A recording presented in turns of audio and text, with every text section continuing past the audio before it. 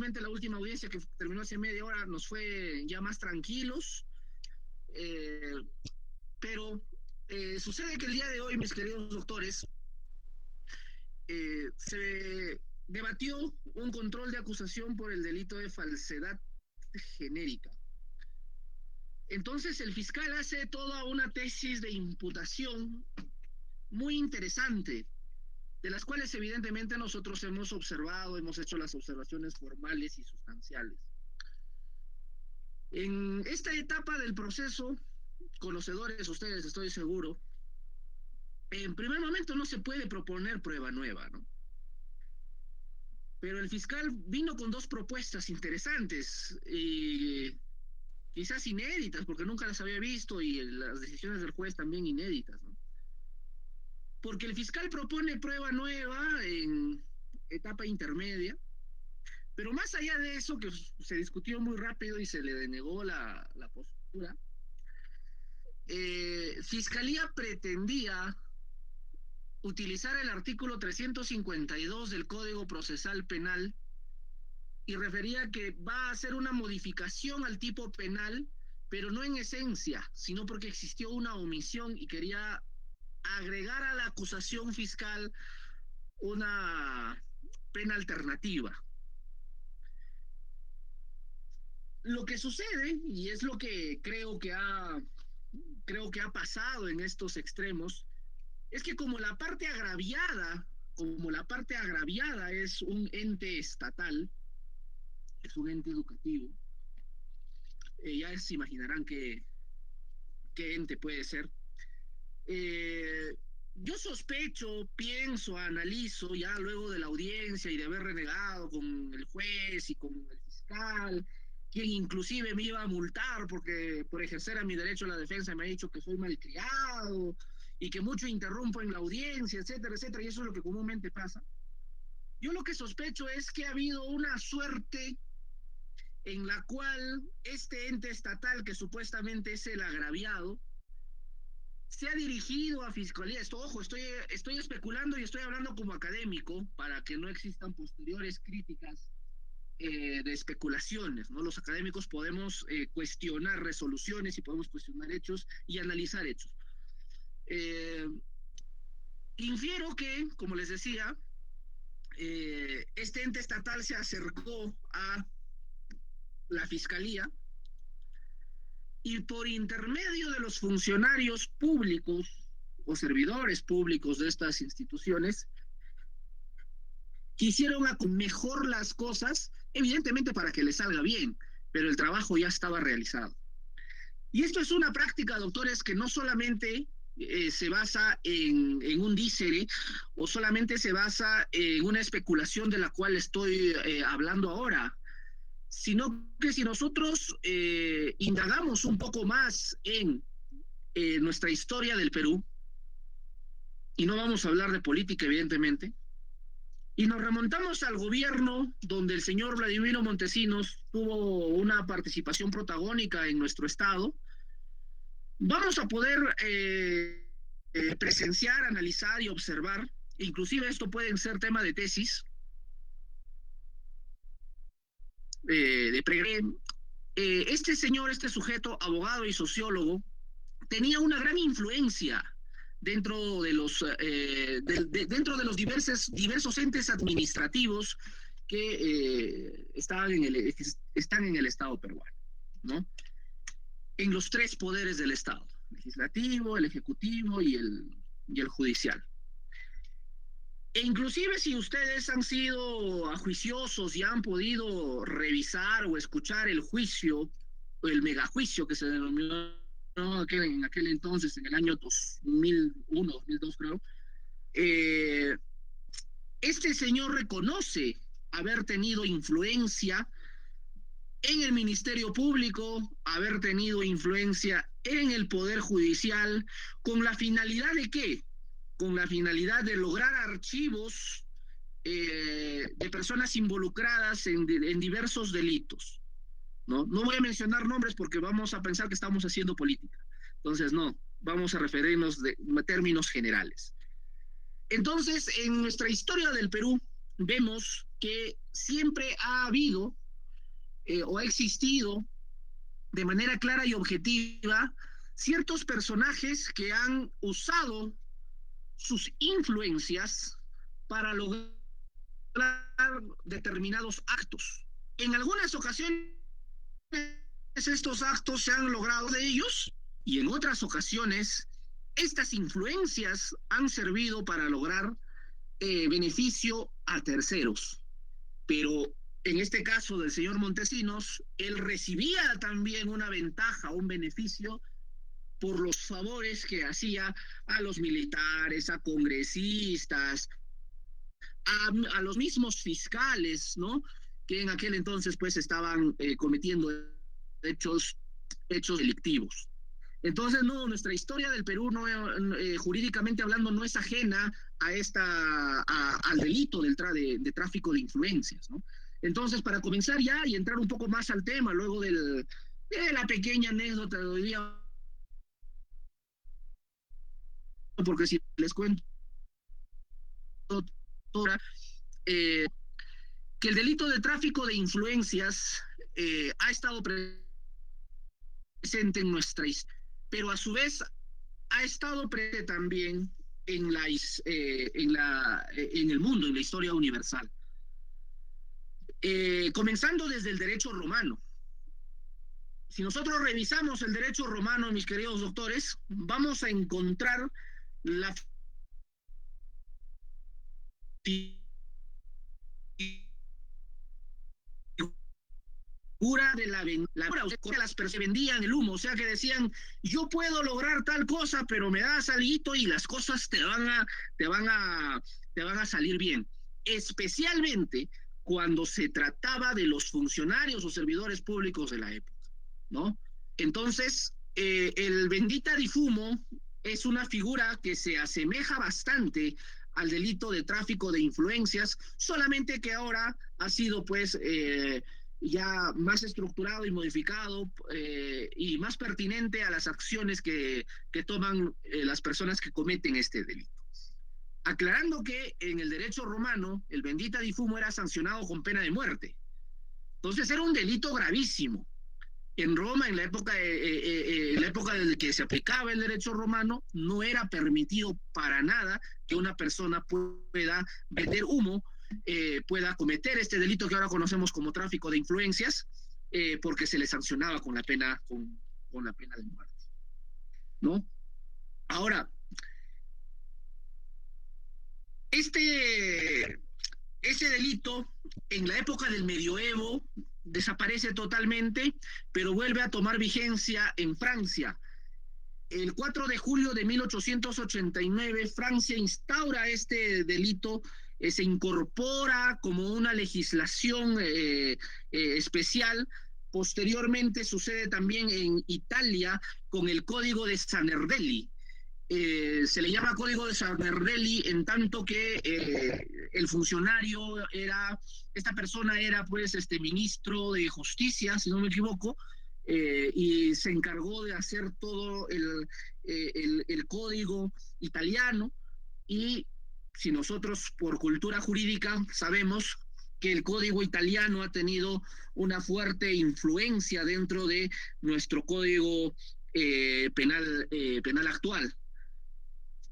En el año de 1924, doctores, para hablar y terminar con esto con un poquito de historia, el delito de tráfico de influencias en el Perú solamente se sancionaba con una pena mínima, Imagínense, ha evolucionado tanto que en Roma lo sancionaban con una pena de muerte, pero en el 24, el Código 24, era una pena mínima de 2 años. Con la evolución normativa, porque se dice que somos un país en vías de desarrollo y existe una necesidad por la teoría de la prevención penal, existe una necesidad social para que este tipo penal sea regulado con mayor rigurosidad. Entonces, lo que debemos de tener en cuenta es que la esencia del Código Penal, según esta teoría que nosotros ya conocemos por cultura jurídica, se incorpora en el Código del 91 con una sanción mucho más fuerte, mucho más sólida y con el tipo penal mucho más específico. Entonces, podemos decir que en Europa, por ejemplo, estos delitos está contemplado en el código español, está contemplado en el código italiano, pero no están contemplados, por ejemplo, si ustedes y vemos los libros del profesor Jacobs, del profesor Roxin o de sus discípulos, no va a haber mucho trabajo sobre esto. No existe, porque justamente el código alemán, el código austriaco, el código suizo no contemplan este tipo de delitos porque se considera que esos son códigos de avanzada, códigos más que contemplan delitos que por la teoría de la prevención no son contemplados dentro de su sociedad, por no cometerse. Entonces ellos van más allá de ello, por ello que vemos que en Australia, en Alemania, no, el Código Penal no contempla este delito. Vamos a comenzar, doctores, luego de la historia, que a veces a algunos nos aburre un poco de historia, ya con el tema en sí, pero era indispensable para que se sepa la esencia del delito de tráfico de influencias. Nosotros vivimos en un estado en el cual convivimos día a día con las personas. En esa constante convivencia que tenemos, muchos de los doctores acá estarán seguramente enamorados, ¿no? Y en base a ese enamoramiento nosotros generamos cierta influencia con nuestros enamorados o enamoradas, ¿cierto o no? Entonces tú le dices, oye, voy a ir con mis amigos a tomar, y la enamorada le dice, no, que no vas a salir, ¿por qué tienes que salir? Tú tienes que estar conmigo. ¿Tiene cierta influencia la enamorada frente al chico o no? Sí, a mí me pasa a diario, doctores. Por eso paro en mi casita nada más. Entonces, ¿qué sucede cuando eso va más allá? Cuando, digamos, la persona que está enamorado o está enamorada comienza a tener influencia ya no solo con uno mismo, sino con la familia. Entonces tú ya no vas a esta persona, sino de frente vas a la mamá o al papá, ¿no? Y le dice, señor, su hijo me está tratando mal, entonces el papá, ¿qué va a hacer? ¿Va a castigarle al hijo o no? Muy bien. Toda esa convivencia social que se puede resumir en un enamoramiento, en reglas de la universidad, en el trabajo, en las acciones diarias que nosotros podemos llevar, necesitan ser reguladas por unas normas. Necesitamos un procedimiento correcto, porque si tú te vas a tomar sin permiso de tu chica, entonces al día siguiente, bronca, ¿sí o no? Y tienes que rendir cuentas que por qué, después pedir perdón, regalar rosas, peluches, carros, no sé, lo que ustedes quieran. Pero tiene todo un procedimiento, correcto. Nuestro sistema, doctores, se basa también en un procedimiento que debemos de seguir en base al principio de legalidad. En base al principio de legalidad. Si nosotros vamos más allá del principio de legalidad, nosotros estaríamos cometiendo una serie de ilícitos. Ejemplo, vamos a hablar, vamos a poner como ejemplo el delito de colusión o de peculado, ¿cierto? Si yo tengo una responsabilidad como funcionario o servidor público, tengo que respetar las normas administrativas que me otorga el Estado para cumplir mi función. Correcto. Estoy entrado de poquito a más. Entonces yo tengo unas normas administrativas que me rigen a mí como juez, como fiscal, como miembro del comité de selección, como gerente municipal, etcétera, que regulan mi conducta. Si mi conducta va más allá de... entonces estaré frente a un problema. Correcto. Porque estamos dentro de un rol especial que tengo que cumplir yo como funcionario o servidor público para no infringir una norma administrativa. Pero el infringir una norma administrativa, doctores, tiene dos vertientes. Al igual que tu chico y tu chica, la enamorada y el enamorado, ¿no? Te puede perdonar ¿no? Y continúa la relación o te termina. Y se fue todo al tacho. 7 días de relación al tacho. O sea, por gusto has invertido en perluches y rosas, porque te fuiste a tomar y no te perdonó.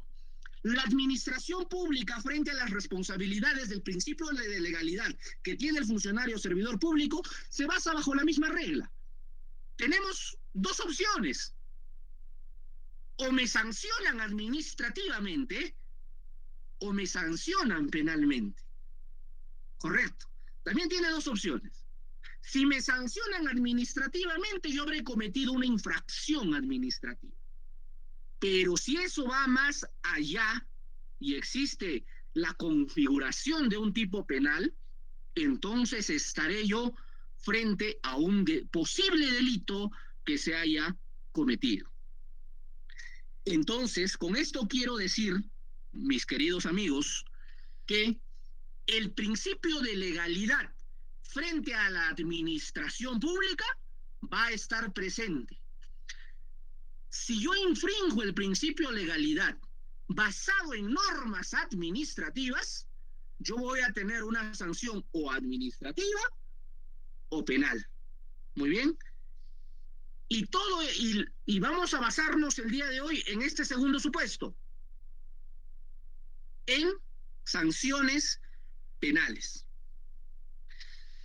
Y con esto también les quiero decir, doctores, que el derecho penal en este tipo de delitos, de colusión, de peculado, de tráfico de influencias, que es lo que estamos hablando el día de hoy, el derecho penal tiene una intervención directa con el derecho administrativo. Muy directa. Porque si no vamos a saber las reglas del derecho administrativo, vamos a estar en el limbo en muchas cosas frente a este tipo de delitos. El profesor Fidel Rojas Vargas dice que el bien jurídico protegido dentro del delito de tráfico de influencias es un bien jurídico protegido general. ¿Por qué? Porque todos los delitos contemplados en ese capítulo lo que hace es proteger el normal y correcto funcionamiento de la administración pública. O sea, las reglas que me da las resoluciones administrativas, las reglas que me da la administración pública, tengo yo como funcionario que cumplirlas a cabalidad. Y si no lo hago, ya saben, tenemos dos salidas, ¿no? O sanción administrativa o sanción penal. Este tipo de delitos, doctores, tiene una peculiaridad. Si nosotros revisamos el Código Penal, y seguramente ustedes lo han hecho, nos vamos a encontrar que la figura típica siempre es el funcionario o el servidor público, ¿correcto? Colusión, el funcionario o servidor público que da todo el texto, ¿correcto? Funcionario y servidor público. En el delito de tráfico de influencias, el tipo base no contempla al funcionario o al servidor público, sino este sería una agravante a la constitución del delito. Entonces nos estamos dando cuenta que la peculiaridad de este delito contra la administración pública, que es el tráfico de influencias, en cuanto a autoría, se basa en un ente común, pero con agravantes si existiese cuando se trata de un servidor o funcionario público. En los delitos en general que atacan este bien jurídico protegido de forma general, según lo dijo Fidel Rojas Vargas, nos vamos a encontrar que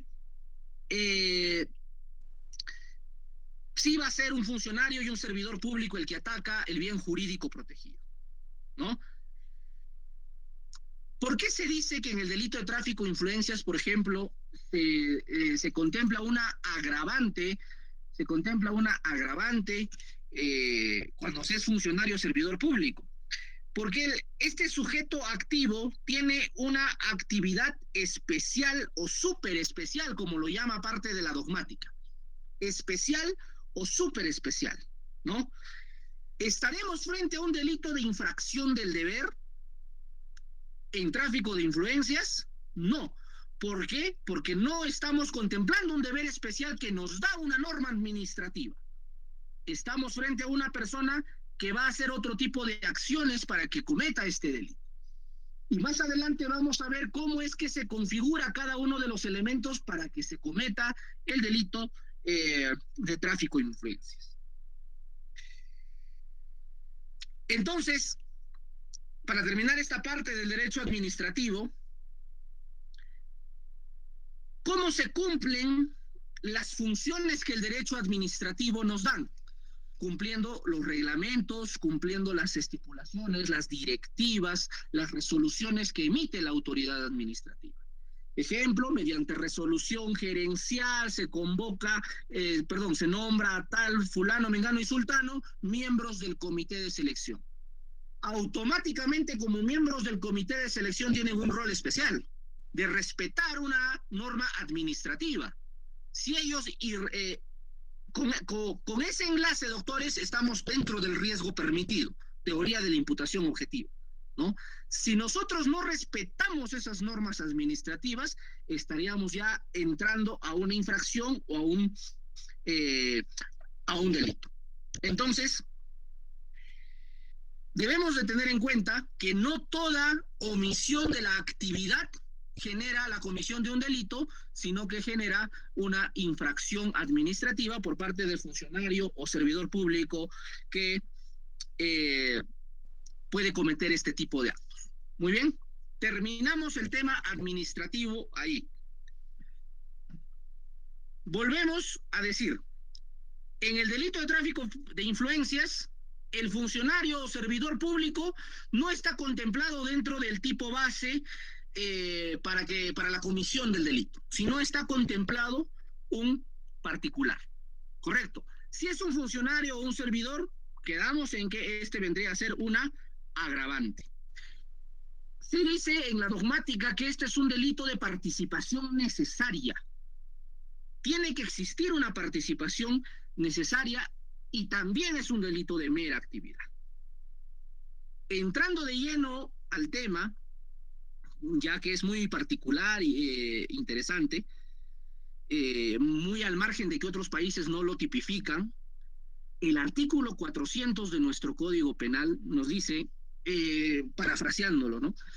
El que invocando, ojo, el que invocando o teniendo, dos supuestos, correcto, el que invocando o teniendo influencias reales o simuladas, nuevamente encontramos un doble supuesto, recibe, hace dar, hace prometer, beneficio, ventaja para interceder frente a una entidad o funcionario público. El tipo penal es más completo, evidentemente les estamos diciendo lo que recordamos del tipo penal. Entonces, en el tipo base, quedamos que es un particular. ¿Quién sería el sujeto activo dentro del delito de tráfico de influencias? ¿Es un sujeto activo especial o es un sujeto activo común?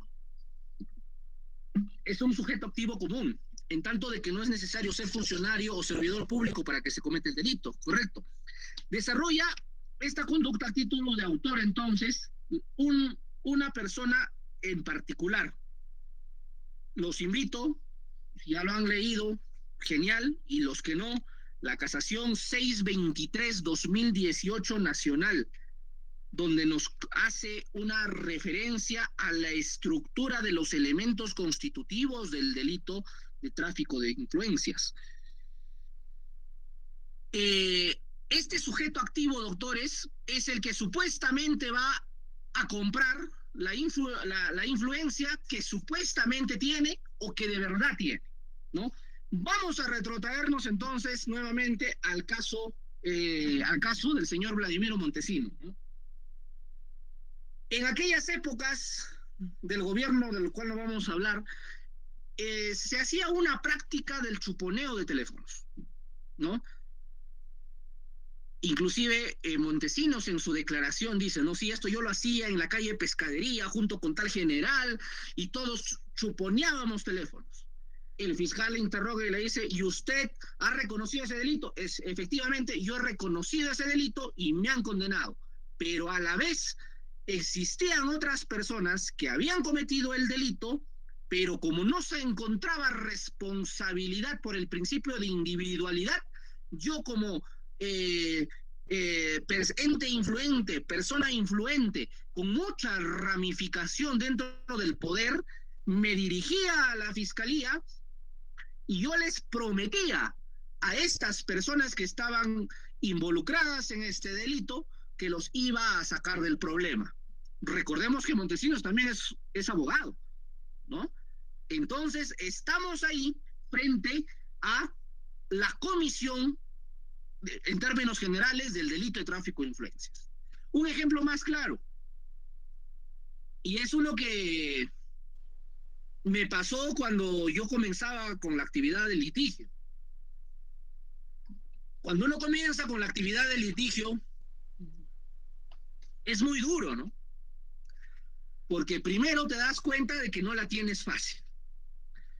Segundo, que te das cuenta que te pones tu ternito, vas al Poder Judicial, cuando las actividades eran presenciales, vas al Poder Judicial y nadie te conoce, y los especialistas legales o los jueces o los trabajadores del Poder Judicial te ven jovencito y dicen, bueno, este debe ser el practicante, ¿no?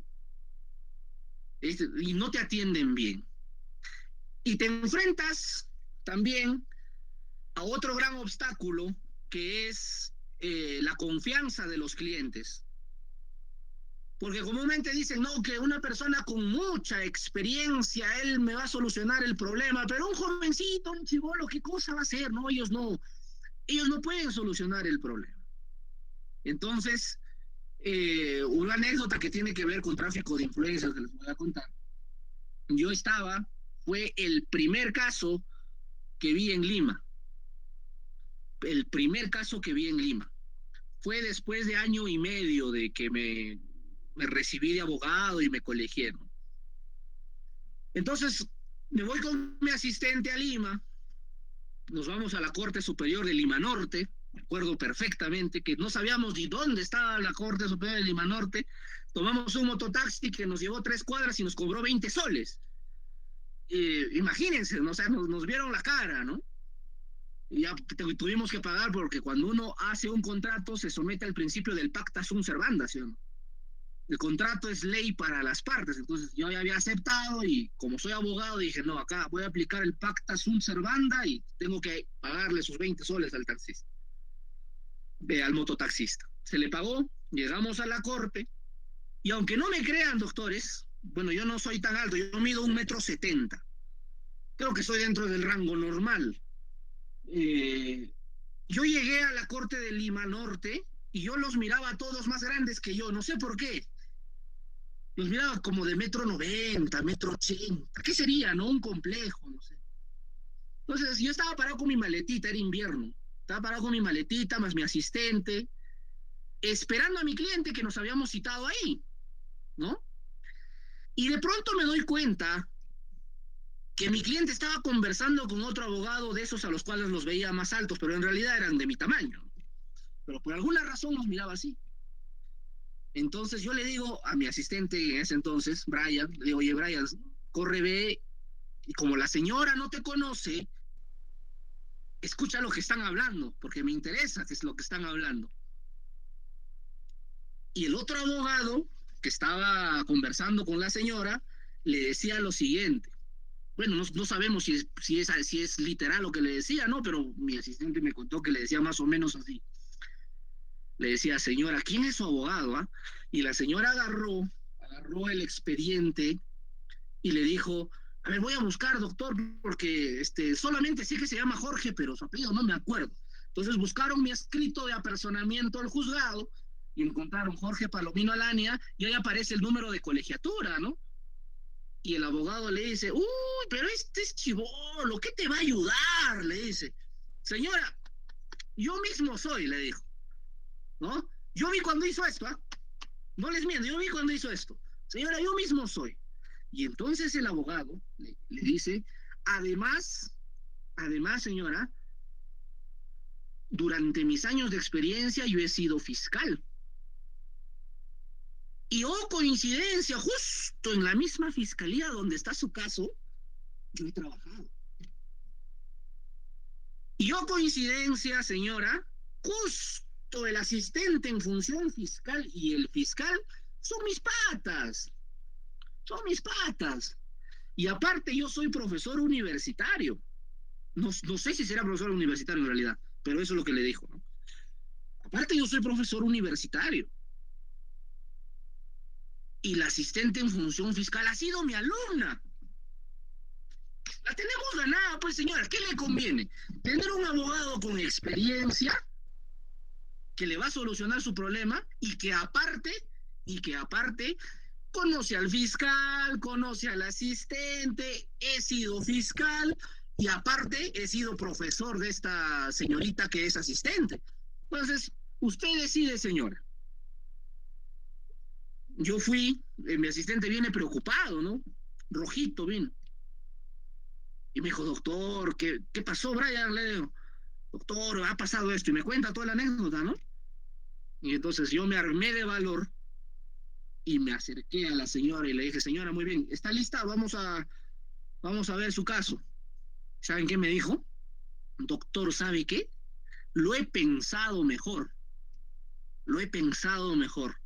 Y creo que a usted todavía le falta experiencia. Entonces, la verdad que he estado conversando con algunos familiares y me han conseguido otro abogado, doctor, más bien, tome lo que le debo. Felizmente pagó por lo menos algo. Tome lo que le debo y muchas gracias. Pero para eso mi asistente ya me había comentado, ¿no? Y me fui triste, ¿no? Al Parque Las Aguas. Para eso nos alcanzó lo que nos pagó. Ya se imaginan cuánto fue, ¿no? Entonces, y a comer pollo a la brasa en Norgis de Jesús María.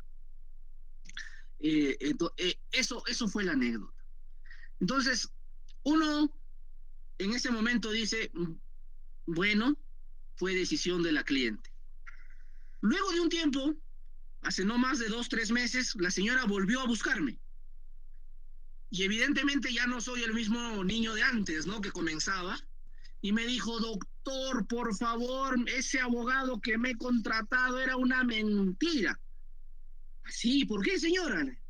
Porque me había dicho que se conocía con el fiscal, con su asistente. Al final, doctor, ni siquiera era profesor de universidad. Era uno de los abogados que estaba fuera del Poder Judicial buscando trabajo. Doctor, me engañó. ¿Y cuánta plata te has sacado? Yo le pagaba hasta ahorita ya como 40,000 soles mes. Y a mí me ha alcanzado solamente para el Parque Las Aguas, señora, le digo, ¿no? Entonces, estamos frente, doctores, en ese hecho. Yo le recomendé, denúncialo pues, ¿no? Denúncialo por tráfico de influencias. Porque el sujeto dijo, y acá vamos a ver las figuras. ¿Qué pasa cuando el sujeto activo, dentro de correspondiente al ejemplo, vamos a sacar todo, qué pasa cuando el sujeto activo invoca sus influencias? Vamos a poner, yo soy el abogado, le ofrezco a la doctora Patricia, que está acá presente, yo soy el abogado, le ofrezco a la doctora Patricia y le digo, doctora Patricia, yo te voy a solucionar tu problema, ¿sabes por qué? Porque, mira, yo dicto cursos, hago conferencias casi seguido, entonces me conozco pues con el doctor fulano de tal, que es fiscal, que también dicta, me conozco con el juez fulano de tal, además cuando eran las actividades presenciales hacíamos cursos juntos, nos hemos ido a tomar. Entonces, la doctora Patricia se dejará encandilar por eso, Jorge, ¿sí o no? Así, mira el doctor, a ver, voy a ver su Facebook, sí, el doctor efectivamente hace ese tipo de cursos y mira, dicta con tal, con cuál persona. Pero finalmente yo no los conozco. Pero ya estoy yo ofreciendo, como sujeto activo, estoy ofreciendo a determinada persona una actividad para que se le genere un beneficio referente a un proceso o procedimiento. Más adelante vamos a ver cómo es la consumación. Frente a un proceso o a un procedimiento, sin importar que yo esté aplicando lo que se decía en el derecho romano, ¿no? Vendiendo humo, porque quizás no los conozca. Pero para que el delito esté completo, doctores, la doctora Patricia tendría que prender ahorita su micro y decirme, sí, doctor, acepto. Es ahí donde recién se configura el delito de tráfico de influencias. Correcto, cuando yo soy el sujeto activo, ofrezco, sea real o no sea real, mi influencia frente a estos funcionarios públicos, y la doctora Patricia acepta, ya estamos dentro del delito. Siguiente supuesto. El sujeto invoca y realmente tiene influencias, ¿no? Vamos a suponer, un fiscal está dictando ahorita, deja su número de WhatsApp, le dicen, doctores, ¿saben qué? Cualquier cosita al número de WhatsApp, ya saben, yo soy fiscal. Después la misma doctora Patricia, nos vamos a agarrar con Patricia hoy día, la misma doctora Patricia le escribe más tardecito, ¿no? Le dice, doctor, ¿sabe qué? Ya no vamos a estar con Patricia, vamos a poner un nombre ajeno, ¿no? Para que no me diga, para que no se pongan celosos sus enamorados. Roxana, no sé, por el ejemplo, no por otra cosa. Roxana, ¿no? Ya. Roxana está en el curso, está dictando un fiscal y después le llama, doctor, mi enamorado tiene un problema. Usted es fiscal, por favor, no sé si me puede colaborar, o no sé si me puede ayudar a conseguir un buen abogado. Y le dice, sí, yo te puedo recomendar un abogado, pero, oye, mira, como yo soy fiscal superior, yo conozco a varios fiscales en el país, y también podemos hacer esto, el otro. Entonces, la doctora Patricia, la doctora Roxana, como está muy enamorada de quién, de algún muchacho por ahí, Cirilo, le dice, ya, doctor, no hay problema, yo hablo con mi Cirilo y lo hacemos, doctor, ¿no? Entonces, este sujeto realmente tiene influencias, no como el anterior que no tenía, o no se supo que tenga. En este caso, realmente tiene influencias, pero se necesita también la aceptación, en este caso de Roxana, en el ejemplo, para que se configure correctamente el delito. Pero ¿qué pasa? ¿Qué pasa, doctores? Cuando es el usuario el que solicita, que también es el ejemplo de Roxana. También es el ejemplo de Roxana, ¿no? Yo como usuario y tengo un problema, le solicito a determinada persona que pueda tener influencia para que realice determinado acto fuera del principio de legalidad y fuera de las normas administrativas. Se necesita que el usuario solicite la ayuda, la otra persona acepte, ahí estaríamos frente a la configuración del delito de tráfico de influencias. Ahora vamos a pasar a un ejemplo.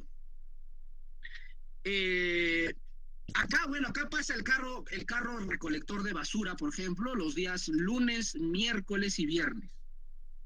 Entonces, los días lunes tocan cumbia. En el carro recolector de basura tocan cumbia. Los miércoles tocan reggaetón y los viernes tocan salsa, ¿no? Entonces tú ya sabes que cuando está tocando reggaetón tienes que sacar todos los objetos reciclables, cuando toca salsa tienes que sacar todos los que no son reciclables, los vidrios, etcétera, ¿no? Entonces uno de los muchachos se enfermó de COVID, suspendieron el trabajo y yo soy pata del alcalde, soy amigo pinky del alcalde porque además soy su abogado del alcalde. Ya me hizo calor, ¿no? Porque además soy abogado del alcalde. Entonces, le doy una llamadita, ¿no? Oiga, señor alcalde, ¿sabe qué? La basura no pasa, pues, hermano. Un favorcito, pues ya tú sabes, yo siempre te defiendo en tus asuntos, inclusive personales. Ya, pues te voy a hacer una rebaja, pero ya tengo como 3 costales de basura, por favor, que hoy día pase el carro recolector. Que hoy día pase el carro recolector de basura. Se configura, y me hace caso, y pasa. Y por ese favor que me hizo, yo le hago un pequeño descuento en los honorarios de algún caso que tengan. La pregunta para ustedes, doctores, ¿se estaría configurando en ese caso el tráfico de influencias o no? ¿Qué opinan? Contesten con un sí o con un no nomás. O si no, lo fundamentan. Otro ejemplo, ¿ya? Otro caso. Ya, muy bien, están diciendo que no, correcto. Si yo tengo, nace mi hijo, gracias a Dios todavía sigo soltero. Cuando nazca mi hijo voy, porque sigo siendo pata del alcalde, ¿no? Del otro alcalde que va a venir de casi a 10 años, y sigo siendo el abogado de este futuro alcalde, ¿quién será? Y quiero registrarlo, mi hijo, pues quiero ir al registro civil, pero el registro civil está lleno, para lleno. Eh, necesito que la partida salga rápido. Necesito que salga rápido. Entonces, correcto, doctor Young. Eh, y esto es un procedimiento administrativo que yo tengo que hacer. A propósito de la respuesta de Jan. Esto es un proceso administrativo. ¿Por qué? Porque tengo que ir, tengo que hacer todo un proceso para que salga esta partida, esta acta. Correcto. Entonces yo voy y le digo, oye hermano, ¿sabes qué? No tengo tiempo, pues tengo audiencias, tengo muchas cosas que hacer, hazme la gauchada, pues hermano, por favor, que acelérame el trámite, no me hagas ir a cada rato. Entonces, y te voy a descontar también de los honorarios, o si no te traeré tu panetoncito, pues porque estoy planificando que mi hijo nazca en Navidad. Ya, entonces ven nomás, hermano, yo voy a hablar con el registro civil, le voy a dar una llamadita, efectivamente, ¿no? Le llevo su panetón y me hace el trámite muchísimo más rápido que los demás ciudadanos, estando frente a un procedimiento administrativo.